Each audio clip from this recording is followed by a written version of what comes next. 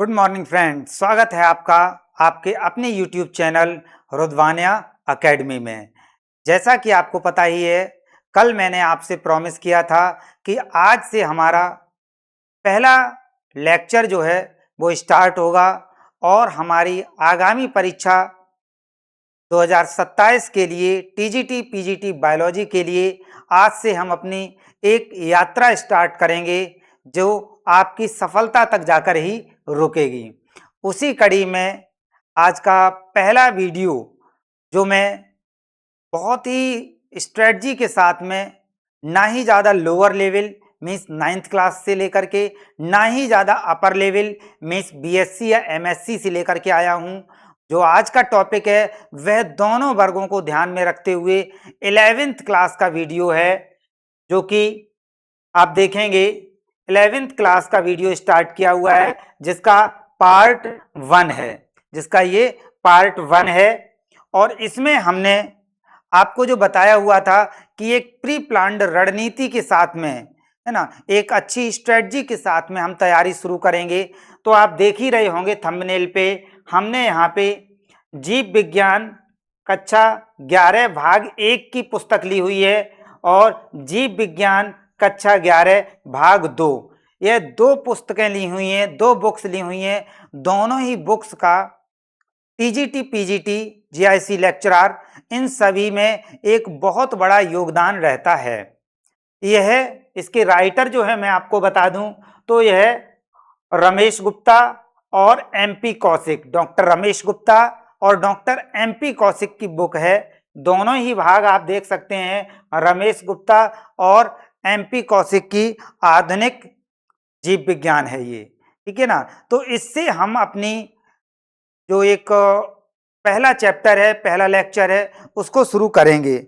आपको दिखाने के लिए मैंने बुक्स ये ली हुई हैं जिससे आप इसको देख सकें और समझ सकें। तो देखिएगा, ये बुक्स मेरे पास है जो कि इसका भाग 1 है। कौन सा है? भाग 1 है। यह डॉक्टर रमेश गुप्ता और डॉक्टर एमपी कौशिक की एक फेमस बुक है।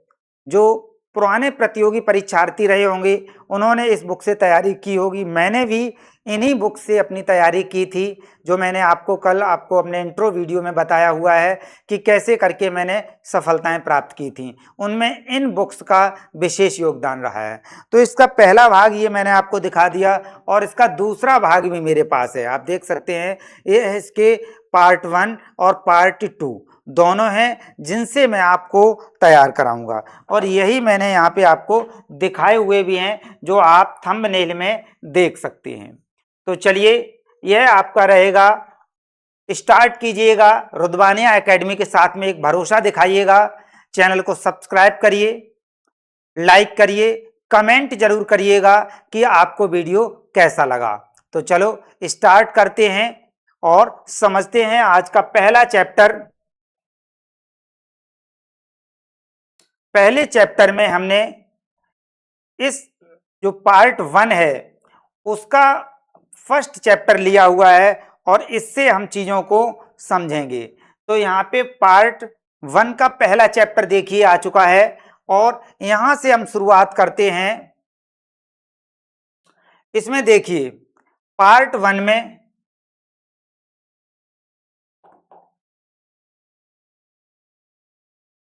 ठीक है, ये पार्ट 1 का आपको जो है लोगो चैप्टर का दिखाई दे रहा होगा, ठीक है ना। जीव जगत पार्ट 1 में जो फर्स्ट चैप्टर है उसका नाम क्या है? जीव जगत। देखिएगा, जीव जगत पहला जो नाम है, जीव जगत द लिविंग वर्ल्ड, ठीक है ना।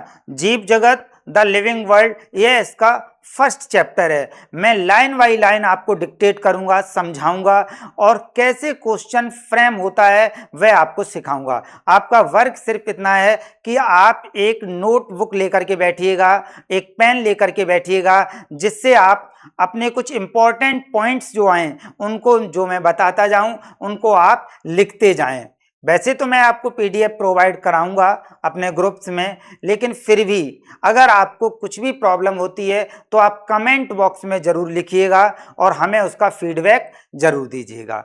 तो चलिए शुरुआत करते हैं। इसकी पहली हेडिंग क्या है, ध्यान से समझना। जीव क्या है व्हाट इज लिविंग्स, है ना। तो लिविंग और जो नॉन लिविंग थिंग्स होती हैं उनमें अंतर आप भली भांति जानते होंगे।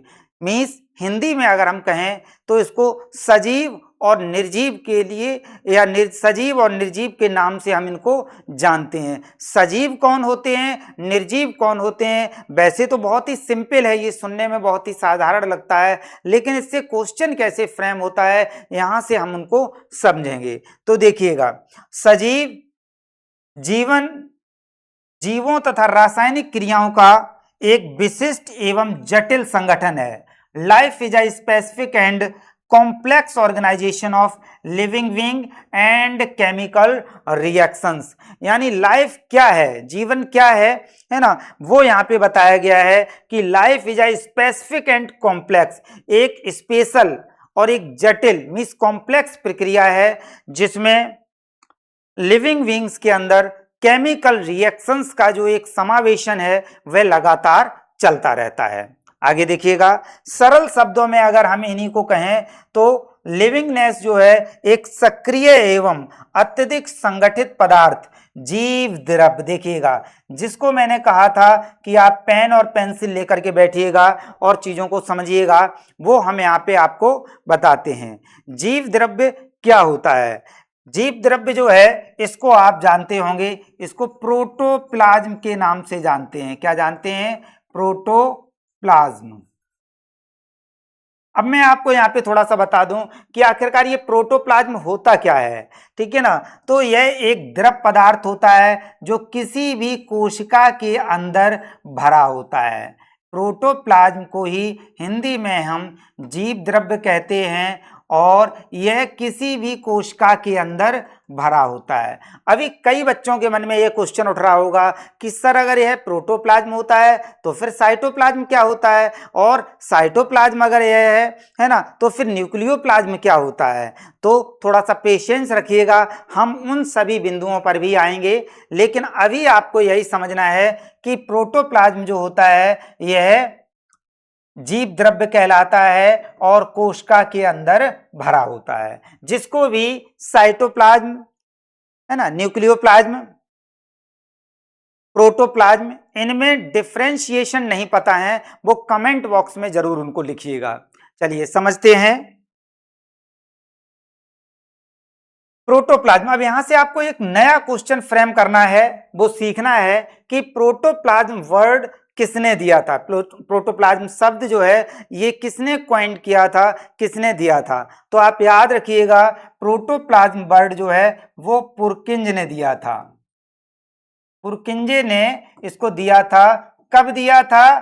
तो ये भी आप याद रखेंगे, यह 1839 में दिया था। कब दिया था ये? 1839 में प्रोटोप्लाज्म शब्द जो है वह पुरकिंज ने दिया था। अभी 1839 आया तो यहां से भी आपको कुछ चीजें याद आ रही होंगी। 1839 के साथ साथ 1838 वर्ड भी आपके जेहन में चलना चाहिए, है ना, रिलेट करते हुए होना चाहिए कि कैसे करके हमें क्वेश्चन को कहां से लिंक करना है और याद करना है। यही इस क्लास की एक खासियत रहेगी, है ना, मेन पॉइंट्स और स्ट्रेंथ रहेगी। तो देखिएगा, अब यहाँ पे पुरकिंज से हमें याद आया प्रोटोप्लाज्म, पी फॉर प्रोटोप्लाज्म और पी फॉर पुरकिंज भी याद रखेंगे आप। दूसरा, यह 1839 में इन्होंने इस शब्द को दिया था और 1839 से लिंक करते हुए हमने 1838 में आ गए और 1838 से आपको याद आया होगा किसके बारे में?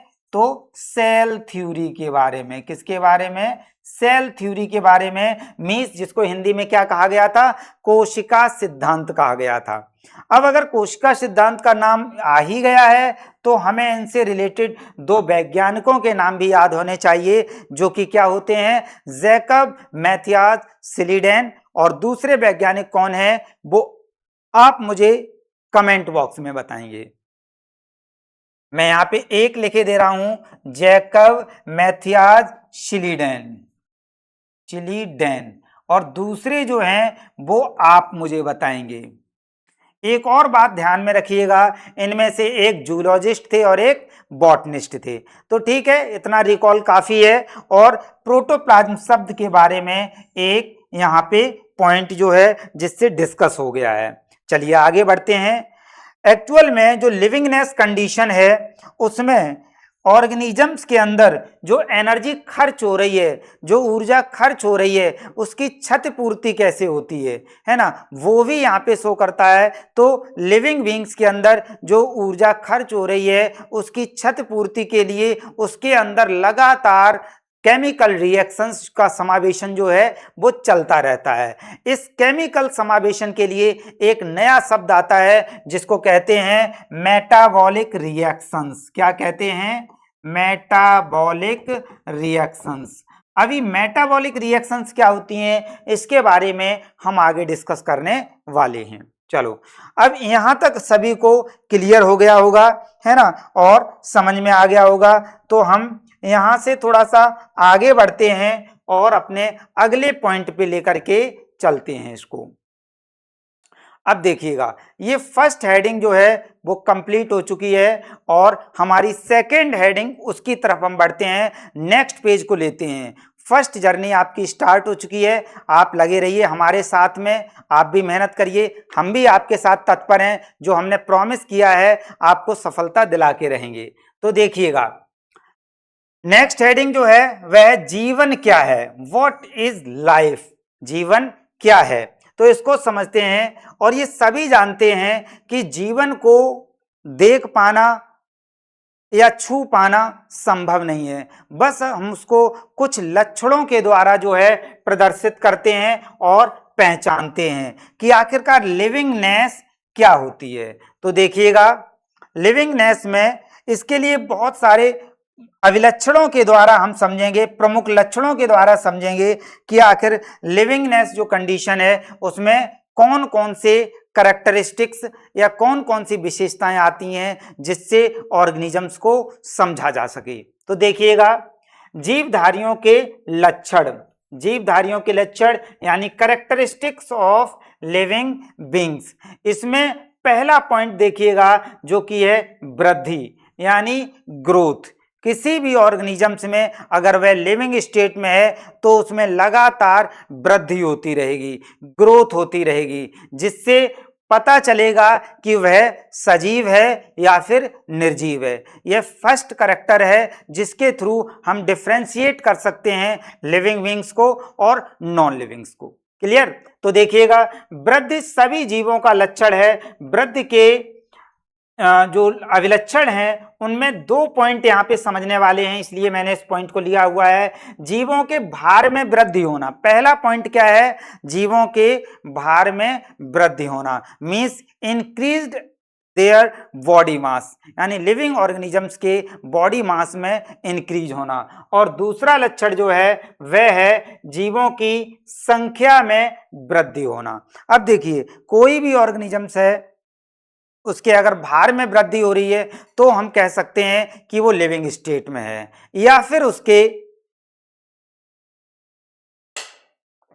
संख्या में वृद्धि हो रही है, ठीक है ना, तो हम कह सकते हैं वो लिविंग स्टेट में है। जैसे फॉर एग्जाम्पल अमीबा को ले लेते हैं। सभी लोग जानते होंगे कि अमीबा जो होता है एक शेपलेस ऑर्गेनिजम्स होता है। आकार इसका कोई भी निश्चित नहीं होता है, यह लगातार अपना आकार जो है वो बदलता है और आकार बदलने के कारण ही इसको शेपलेस ऑर्गेनिजम्स की कैटेगरी में रखा जाता है। अब देखिए, इसमें ग्रोथ हो रही है और इसका साइज इंक्रीज हो रहा है, और साइज इंक्रीज होते होते एक अमीबा से दो अमीबा का फॉर्मेशन हो जाता है। तो क्या हम इसको वृद्धि नहीं कहेंगे? यहाँ पे जो है ऑर्गेनिजम्स की संख्या में भी वृद्धि हो गई है, ठीक है ना। तो यह वृद्धि का एक हमने आपको पॉइंट बताया, ठीक है ना। नेक्स्ट देखिएगा, वृद्धि और किस तरीके से होती है उसको समझिएगा। तो कोशिका विभाजन द्वारा बहुकोशिकीय जीव वृद्धि करते हैं। सबको पता है कि कोशिकाओं का लगातार विभाजन चलता रहता है और जो मल्टी सेलुलर ऑर्गेनिजम्स हैं उनकी कोशिकाएं वो मिलियंस में पहुंच जाती हैं और लगातार जो ओल्ड सेल्स होती हैं उनकी डेथ होती रहती है और उनकी जगह पे न्यू सेल्स रिप्लेस होती रहती हैं, बनती रहती हैं। आगे देखिएगा, कोशिका विभाजन द्वारा पौधों में वृद्धि जीवन पर्यंत होती है। बिल्कुल सही है। प्लांट्स जो होते हैं इनमें वृद्धि जो होती है वो जीवन पर्यंत होती है, लेकिन इसके अपोजिट जो जंतु होते हैं, जो एनिमल्स होते हैं, उनमें वृद्धि जो होती है एक निश्चित समय तक होती है। हालांकि उनकी सेल्स में है ना ग्रोथ होती रहती है, लेकिन फिर भी जो है वो उनकी हाइट की जो वृद्धि होती है वो एक निश्चित एज तक ही होती है, लंबाई में जो वृद्धि जिसको हम कह सकते हैं, है ना। आगे देखिएगा, एकल कोशिकीय जीव भी कोशिका विभाजन द्वारा वृद्धि करते हैं, जिसे सूक्ष्मदर्शी से देखकर उनकी कोशिकाओं की संख्या गिनकर पता लगाया जा सकता है। तो ये सिंपल पॉइंट्स हैं, इनमें ज़्यादा डिस्कशन के लिए नहीं है, लेकिन फिर भी आपका कॉन्फिडेंस जो है लूज ना हो, तो वो हम एक एक लाइन लेकर के चलते हैं, जिससे आपको लगे कि हाँ हमारा पूरा प्रिपेयर हुआ है और कॉन्फिडेंस का ही सब कुछ खेल है। अगर आप अपना कॉन्फिडेंस बिल्ड कर पाए तो आप कुछ भी कर सकते हैं, ठीक है ना।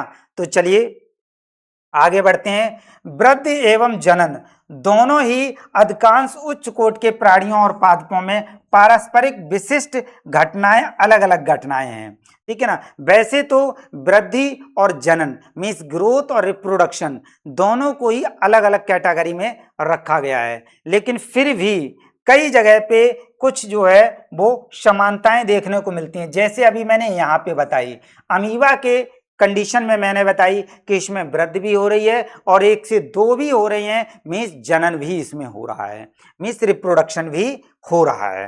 अब यहाँ पे देखिएगा, निर्जीवों के भार में वृद्धि, जैसे पर्वत। आपने देखा है कि निर्जीव जो होते हैं या कोई भी वस्तु है, हम एग्जाम्पल ले लेते हैं, एक बुक्स का ही ले लेते हैं। जैसे आप अपने घर में कोई बुक्स या किसी लाइब्रेरी में, बंद लाइब्रेरी में कोई बुक्स रखी हुई है और उसको कई महीनों तक, सालों तक अगर रख देते हैं तो उसके ऊपर अपर लेयर पे एक जो है डस्ट जो उड़ती रहती है, जो मिट्टी उड़ती रहती है, उसकी कई सारी लेयर बनती चली जाती हैं। तो क्या हम कह सकते हैं कि उसमें वृद्धि हो रही है? ठीक है ना, वृद्धि तो हो रही है, उसके भार में वृद्धि होगी। अगर आप उठा के ऐसा ही उसको वेट कर देंगे तो उसके भार में वृद्धि होगी, लेकिन वह सजीव का लक्षण नहीं हो सकता है। क्यों नहीं हो सकता है?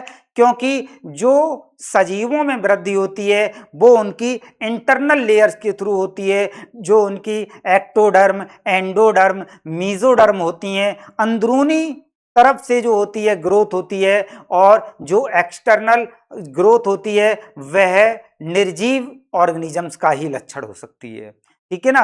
जो निर्जीव ऑर्गेनिजम्स होते हैं उनमें जो ग्रोथ होती है वो एक्सटर्नली होती है, बाहरी तरह से होती है, ठीक है ना। जैसे अगर हम कहें कि एक डेजर्ट में, एक रेगिस्तान में कोई एक रेत का टीला है ना, उसके ऊपर जो है वो लगातार आप देखते हो हवाएं चलती हैं, विंड चलती है ना, तेज तेज, तो कई बार जो है जो रेत के टीले होते हैं रेगिस्तान में वो बनते रहते हैं और बिगड़ते रहते हैं, बनते रहते हैं और बिगड़ते रहते हैं, तो हम उनको ग्रोथ नहीं कह सकते हैं।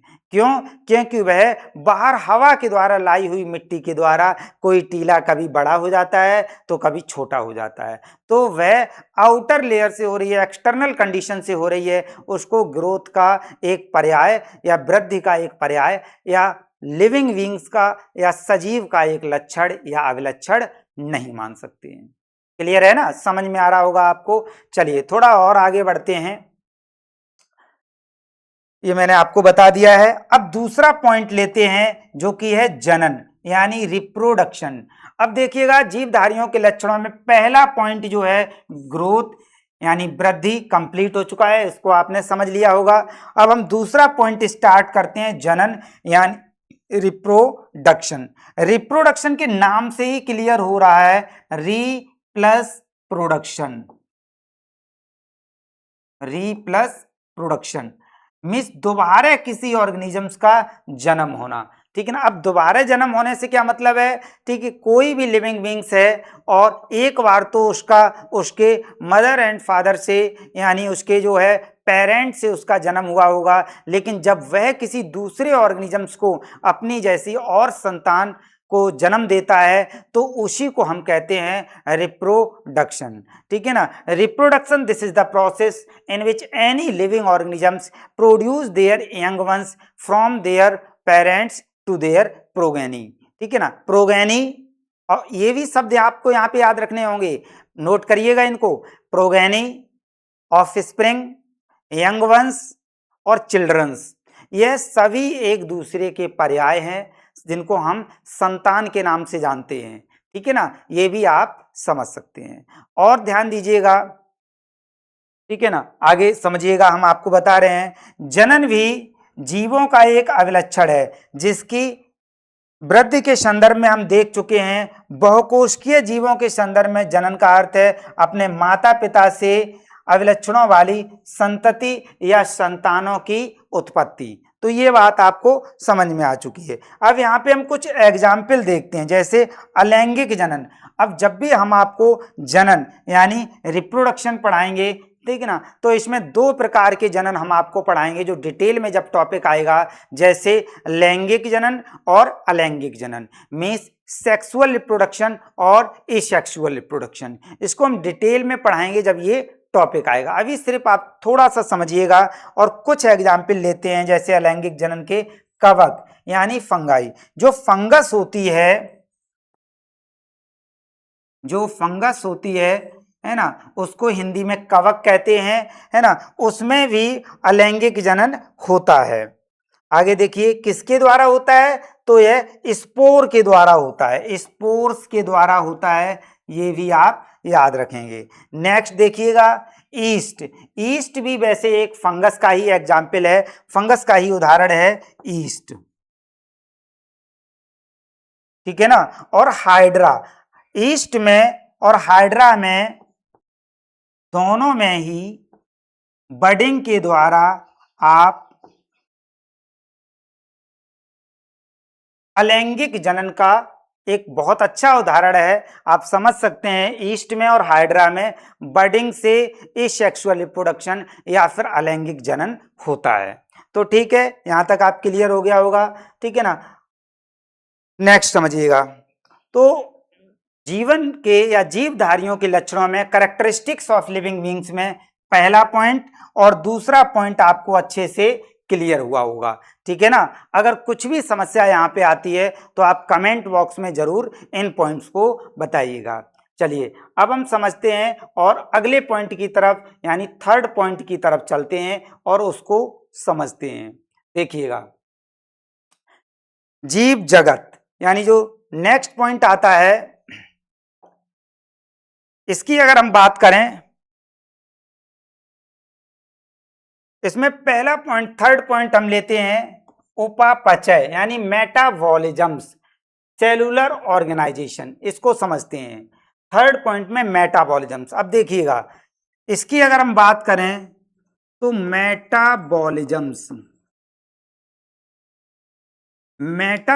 एक ऐसा शब्द है, मीन्स मेटाबॉलिक रिएक्शन एक ऐसा शब्द है जो किसी भी लिविंग बीइंग्स के अंदर लगातार होने वाली क्रियाओं को प्रदर्शित करता है। Metabolic, this is the sum of all total chemical reactions that are taking place in any living organisms body, ठीक है ना। कोई भी लिविंग ऑर्गेनिजम्स हो उसके अंदर अगर केमिकल रिएक्शंस हो रही हैं, उन सभी को हम क्या कहेंगे, मेटाबॉलिज्म्स कहते हैं। और इन्हीं मेटाबॉलिक रिएक्शंस के द्वारा ही प्रदर्शित होता है कि जीवधारी जो है वो लिविंग है। आपको क्लियर होगा कि जब भी कोई डेड बॉडी को टच करते हैं तो वह पूरी तरह से ठंडी होती है, कोल्ड होती है। क्यों? क्योंकि उसके अंदर होने वाली मेटाबॉलिक रिएक्शंस, जिसको हिंदी में क्या कहते हैं, उपापचय जो रिएक्शंस होती हैं, अभिक्रियाएं होती हैं, वह शांत हो चुकी होती हैं, जिसकी वजह से उसकी पूरी बॉडी जो है वो कोल्ड होने लगती है, ठंडी होने लगती है।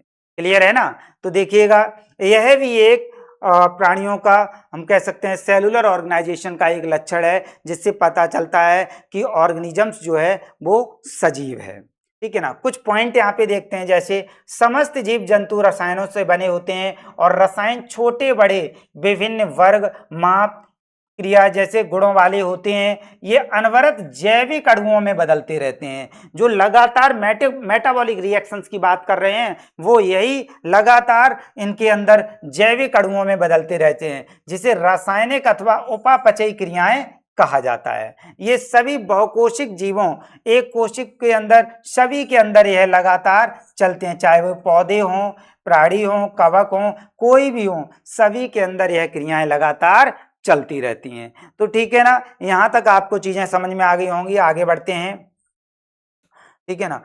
यहाँ पे सिंपल से टर्म्स हैं जिनमें से आपको सिर्फ कॉन्सेप्ट क्लियर रहना चाहिए कि वृद्धि के, या हम कह सकते हैं जीवन के कौन कौन से लक्षण हैं। तो पहला कौन से था, वृद्धि था। दूसरा कौन सा हो गया, जनन यानी रिप्रोडक्शन हो गया।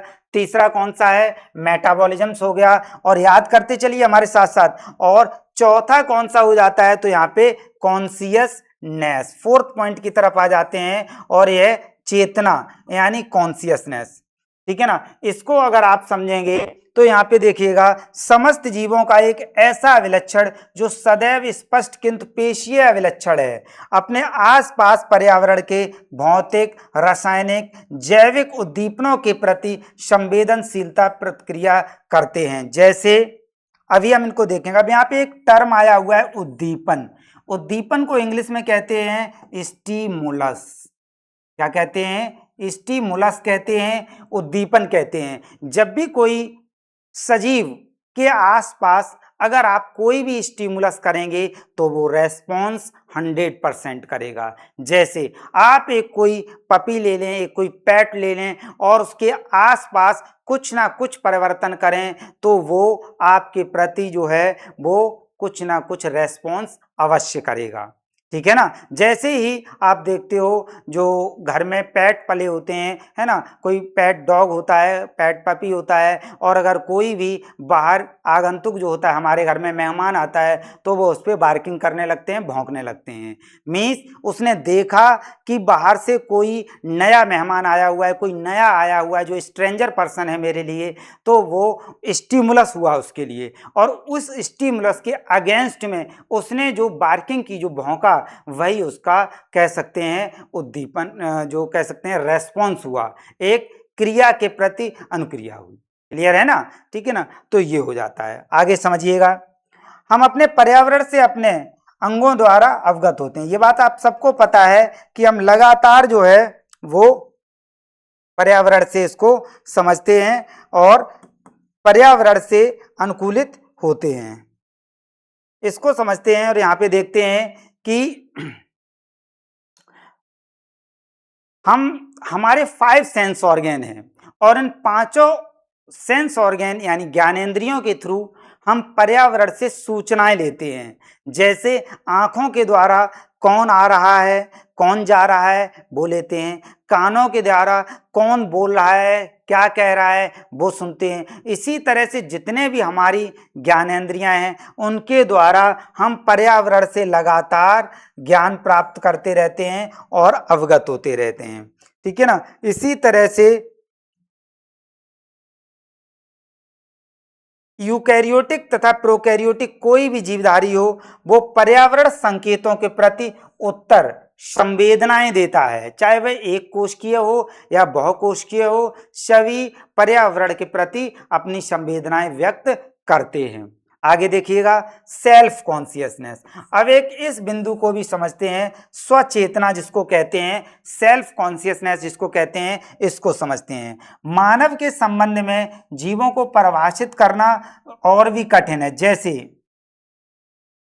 कुछ लोग जो होते हैं वो कोमा में चले जाते हैं कई बार, ठीक है ना, किसी मेडिकल कह सकते हैं ट्रॉमा कंडीशन की वजह से या किसी एक्सीडेंटल कंडीशन की वजह से वह कोमा में चले जाते हैं। आपने सुना होगा, कोमा में जाने से कई बार वो 1 महीने, 2 महीने, 6 महीने तक जो है कोमा में रहते हैं, और कोमा में वो बाकी की उनकी मेटाबॉलिक रिएक्शन से चल रही होती हैं, लेकिन वो कुछ भी रेस्पॉन्स नहीं कर पाते हैं। आप जो कह रहे होते हो, जो बोल रहे होते हो, उसके प्रति उनका जो नर्वस सिस्टम होता है वो कोऑर्डिनेट नहीं कर पाता है, वो उसका रेस्पॉन्स नहीं कर पाते हैं। तो क्या हम ये कह सकते हैं कि वो नॉन लिविंग हो गए हैं? नहीं, वो लिविंग तो हैं, बट वो अभी रेस्पॉन्स नहीं कर पा रहे हैं, उनमें मेटाबॉलिक रिएक्शंस तो चल रही हैं लेकिन वो किसी स्टिमुलस के अगेंस्ट में, मीन्स कोई आया गया उसके अगेंस्ट में कोई भी वो रिएक्शन या रेस्पॉन्स नहीं कर पाते हैं।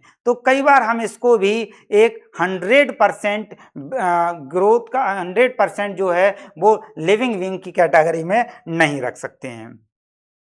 ठीक है ना। आपने कई बार सुना भी होगा कि कोई पर्टिकुलर व्यक्ति जो है वो किसमें है, वेंटिलेशन पे है ना। तो वेंटिलेशन पे कई बार वो होता है, कॉमा कंडीशन में जब होता है तो वो अपना रेस्पॉन्स नहीं दे पाता, लेकिन हम ऐसी भी स्टेट में उसको नॉन लिविंग कैटेगरी में नहीं रख सकते हैं। क्लियर हुआ ना। तो चलिए ठीक है, यहाँ पे ये कॉन्सेप्ट हो गए हैं, थोड़ा सा देख लेते हैं। जैसे कि मेटाबॉलिज्म, कोशिकीय संगठन और चेतना, इन सबको हमने आराम से समझ लिया है। चलिए थोड़ा सा हम और आगे बढ़ते हैं और नेक्स्ट को लेते हैं यहाँ पे। अब देखिएगा यहाँ तक सभी पॉइंट आपको क्लियर हो गए होंगे अच्छे से। तो आपसे मेरी यही रिक्वेस्ट है, आज यहीं तक हम रहने देते हैं, कल फिर नेक्स्ट वीडियो लेकर के आएंगे। लेकिन आपसे ये उम्मीद करते हैं कि आप चैनल को लगातार सब्सक्राइब करिए, अपने आसपास के लोगों को बताइए। जो भी बायोलॉजी से संबंधित है, 2027 में आगामी परीक्षा में टीजीटी पीजीटी में बैठने वाला है, वह चैनल को सब्सक्राइब जरूर करे और एक लाइक जरूर करे और फीडबैक जरूर दे कि सर मुझे आपकी मतलब कौन सी चीज़ अच्छी लगी है और क्या अभी और इसमें हम टॉपिक ऐड कर सकते हैं, किस तरह से और पढ़ाएं। जो भी आप बताना चाहते हैं, जो क्वेश्चन करना चाहते हैं, वो जरूर पूछिएगा।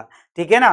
तो यहाँ पे हम इस लेक्चर को जो है फिनिश करते हैं और हमारा रुद्रमानिया एकेडमी जो यूपी टीजीटी पीजीटी के लिए तत्पर है, उस पर लगातार जुड़े रहिए। मिलते हैं अपनी अगली क्लास में, तब तक के लिए पढ़ते रहिए और आगे बढ़ते रहिए। जय हिंद, नमस्कार।